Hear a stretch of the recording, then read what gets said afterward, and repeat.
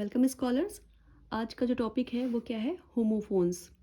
तो पहले जान लेते हैं होमोफोन्स होता क्या है।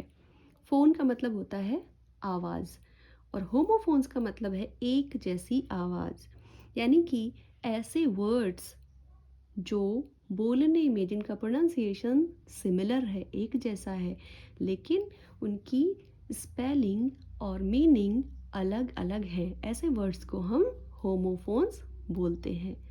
So let's practice them. जो पहला होमोफोन है वो क्या है? यहाँ पे डाई। देख सकते हैं इन दोनों की जो आवाज़ है, जो इसका प्रोनाउंसिएशन है वो क्या है? डाई।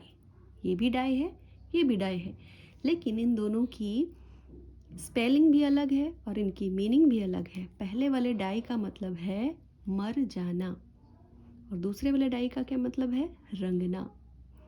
अपने समझने के लिए लिखना चाहें तो इसकी हिंदी मीनिंग भी आप लोग लिख सकते हो, मैंने यहाँ पे नहीं लिखी है।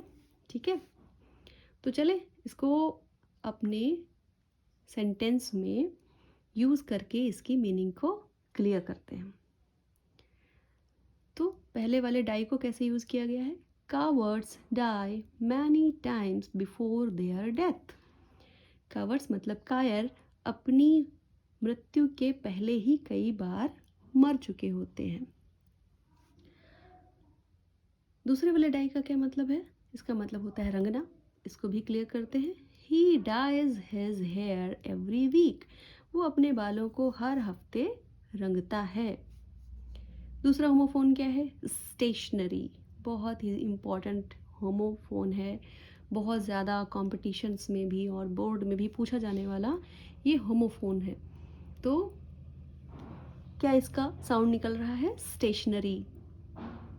दोनों की जो स्पेलिंग है उसमें क्या केवल इतना सा फ़र्क है, इसमें ए है और इसमें ई है, लेकिन इन दोनों का जो मीनिंग है वो बिल्कुल ही डिफरेंट है।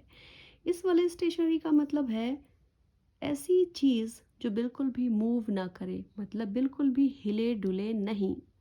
और जिसमें ई है, जिस स्टेशनरी में ई है, उस स्टेशनरी का मतलब होता है जो चीज़ें राइटिंग के लिए यूज़ की जाती हैं, जैसे कि पेन पेपर एक्सेट्रा, ये सारी चीज़ें इसमें आती हैं। ठीक है, तो पहले वाले का मीनिंग क्लियर करते हैं और अपने सेंटेंस में उसका यूज़ करते हैं। A stationary object has no speed at all. जो स्टेशनरी ऑब्जेक्ट्स होते हैं उनमें बिल्कुल भी स्पीड नहीं होती है। चलिए दूसरे स्टेशनरी का यूज़ करते हैं। There is a stationery shop in front of my college. In front का मतलब होता है सामने।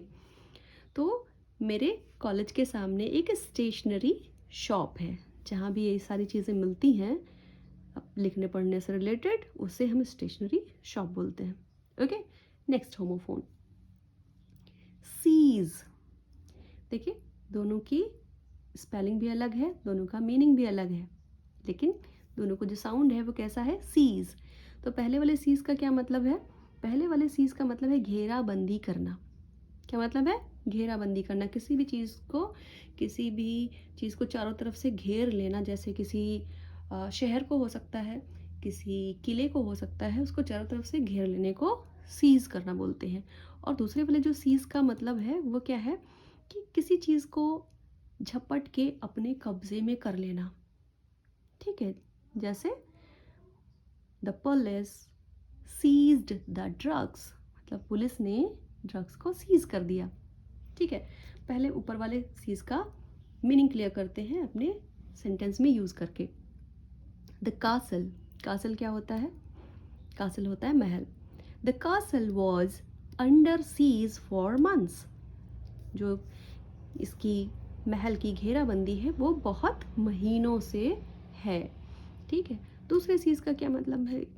दूसरे चीज़ का मतलब है किसी चीज़ को झपट कर अपने कब्जे में करना। तो यूज़ करते हैं इसका। The thief seized her handbag and ran away. जो चोर था उसने जो उसका हैंड बैग था उसको छीन लिया और भाग गया। ठीक है, नेक्स्ट होमोफोन की तरफ चलते हैं, नेक्स्ट होमोफोन है डोज। डोज, दोनों का ही जो साउंड है वो क्या यहाँ पे है, डोज, लेकिन दोनों का स्पेलिंग और मीनिंग अलग है। पहले वाले डोज का क्या मतलब होता है, पहले वाले डोज का मतलब होता है एक पर्टिकुलर दवा की डोज, है ना। और दूसरे डोज का मतलब होता है जैसे हम नींद में होते हैं ना, दोपहर में नींद सी आने लगना, उसको डोज बोलते हैं।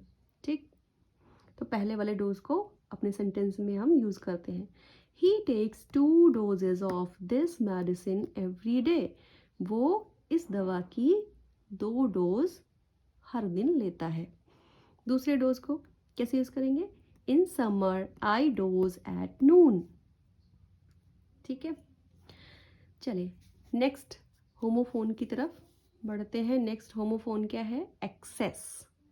एक्सेस, ठीक है, बस थोड़ा सा प्रोनाउंसिएशन में फ़र्क है, इसको कैसे एक्सेस और ये एक्सेस।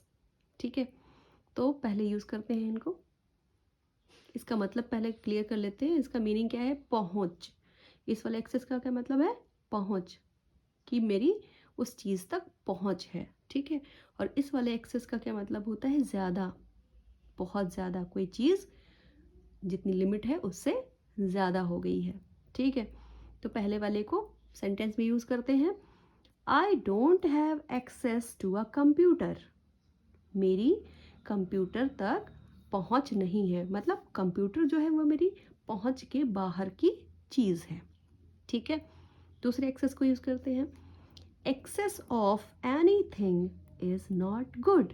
किसी भी चीज़ की जो क्या कहते हैं, एक्सेस होती है, बहुत ज़्यादा किसी चीज़ का बढ़ जाना ठीक नहीं होता है। कोई भी चीज़ की एक्सेस ठीक नहीं होती है, अच्छी नहीं होती है। ओके, नेक्स्ट होमोफोन क्या है, नेक्स्ट होमोफोन है bear. Bear and bear.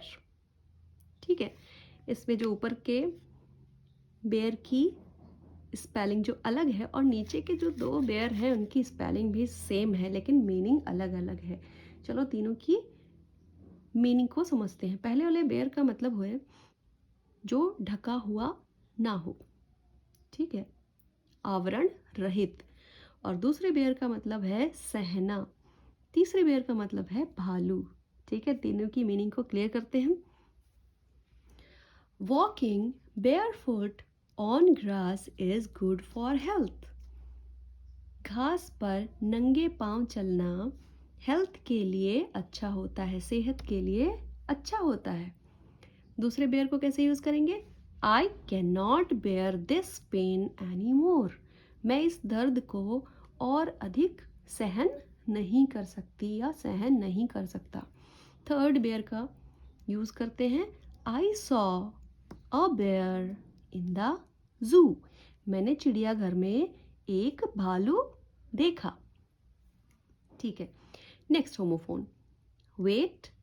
Wait, ठीक है, लेकिन पहले वेट का क्या मतलब है, इस वाले वेट का मतलब है इंतज़ार करना, प्रतीक्षा करना, WAIT। और दूसरे वेट का क्या मतलब है, इसका मतलब है वज़न। ठीक है, मीनिंग को क्लियर करते हैं, सेंटेंस में यूज़ करते हैं। We have to wait because the train is late. हमें वेट करना पड़ेगा, हमें इंतज़ार करना पड़ेगा, क्यों, क्योंकि जो ट्रेन है वो क्या है, वो लेट है। Next, I put on too much weight in this winter. मैंने इस सर्दी में बहुत सारा जो वेट है वो पुट ऑन कर लिया है, मतलब बढ़ा लिया है। ठीक है, नेक्स्ट होमोफोन। नेक्स्ट होमोफोन है ब्रेक। बहुत बहुत ज़्यादा पूछा जाने वाला ब्रेक। पहले ब्रेक का मतलब है तोड़ना, है ना, और दूसरे ब्रेक का मतलब है जो कि कार में और मोटरसाइकिल में ब्रेक होते हैं, वो है ये। ठीक है, तो पहले वाले ब्रेक का यूज़ करते हैं, be careful don't break my new cups, है ना, सावधान रहो और मेरे नए कप्स मत तोड़ देना। नेक्स्ट वाले ब्रेक का यूज़ करते हैं, the brakes of your car are not working. तुम्हारी कार के जो ब्रेक्स हैं वो काम नहीं कर रहे हैं। नेक्स्ट, एक्सेप्ट, एक्सेप्ट, लेकिन दोनों का जो वही चीज़ है, स्पेलिंग भी अलग है और मीनिंग भी अलग है। पहले वाले एक्सेप्ट का मतलब है स्वीकार कर लेना। क्या मतलब है? स्वीकार कर लेना। और दूसरे एक्सेप्ट का क्या मतलब है? अलावा। ठीक है, अभी जब यूज़ करेंगे तो मीनिंग क्लियर हो जाएगी। ठीक है, पहले का सेंटेंस में यूज़ करते हैं he accepted a gift from his friend. उसने अपने फ्रेंड से गिफ्ट एक्सेप्ट कर लिया, मतलब स्वीकार कर लिया। अब यहाँ पे इसको सेंटेंस में यूज़ करते हैं every student was present in the class except Ram. कि हर स्टूडेंट जो था, हर स्टूडेंट क्लास में प्रेजेंट था एक्सेप्ट राम। राम के अलावा वहाँ पे हर स्टूडेंट क्लास में प्रेजेंट था। ठीक है, ओके। नेक्स्ट होमोफोन क्या है? बर्थ। ठीक है, स्पेलिंग में बस आई और ई का फर्क है, लेकिन दोनों का मीनिंग बिल्कुल भी अलग अलग है। पहले वाले बर्थ का मतलब है जन्म।